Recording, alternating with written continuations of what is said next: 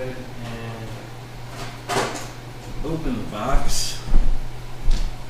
I've been waiting on this for a long time. DJI Mavic Pro. There we go. That is sealed. Okay.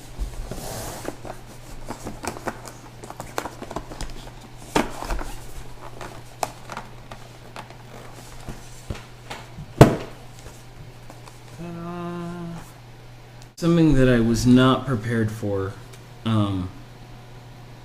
was how solid this feels. It's got a kind of texture to it and a weight to it that is pretty impressive. So I spent a minute just now doing something that I was a little bit worried about. And that was getting my phone into the controller. Right? And so I have the Samsung Galaxy S5. It's a little bit older, and I have it in this otter case. And I heard people say that they had to take their phone out of the case to get it in. But I managed to do so without taking my phone out of the case. And it's a little bit fiddly, and it's a little bit of a hassle, but it's definitely doable. You just have to take the plug out of the little slot in the controller. But once you do that, you can kind of work things in where you need them to go. So there's a little groove in the back of the controller that the plug fits in, and if you take the plug out of that groove, you can kind of fit your phone into the clamps, even in a case, and that's in pretty good. So, I actually made it through the night without turning the props on and flying this thing in the house, which kind of surprises me. You know, I mean, the fact that I was able to resist, you know, kind of what I was worried that I was going to do. Right, I was worried that I was just going to like take off in the house just to see it fly for a second and have it crash into a window or something stupid like that. Excuse me. So here I am. It's the next day. The next morning, still have my Mavic. It's still not, you know, in lots of pieces, and hopefully I can go out and fly it today and see what it's like.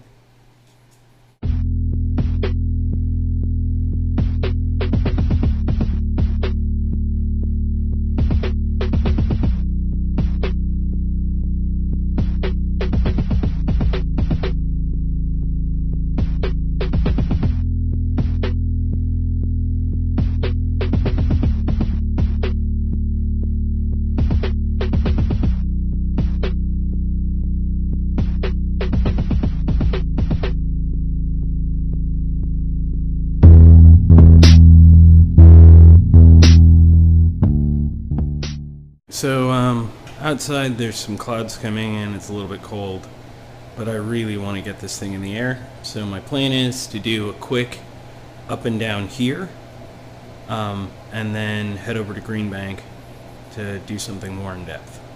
So I just went through the initial setup process, and that was harder and took longer than I feel like it should have. I'm going to go ahead and do that quick up and down now, yeah, we'll see how it goes.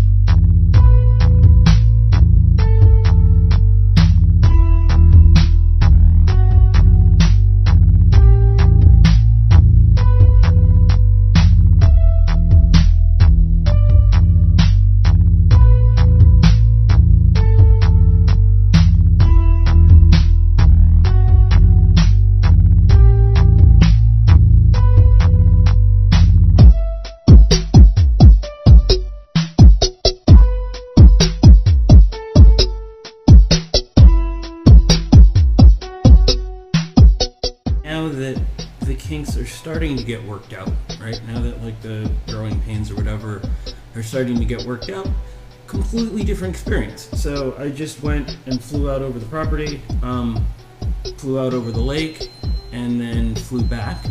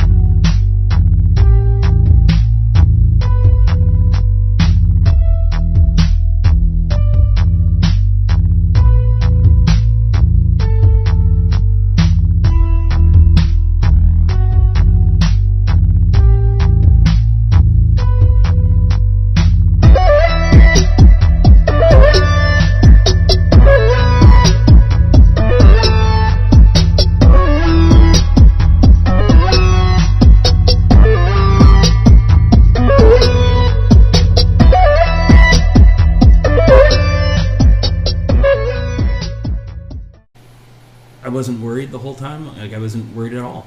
I, flew out over the lake, flew back, found myself, landed right in front of myself, no problem. Definitely should be nerve-wracking to do something like that, but it wasn't. It was okay. So I'm pretty stoked.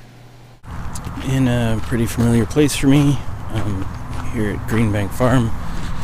And I put up the Mavic, kind of hoping to catch some of the pretty clouds and the not setting sun, but the sun that's now lower on the horizon.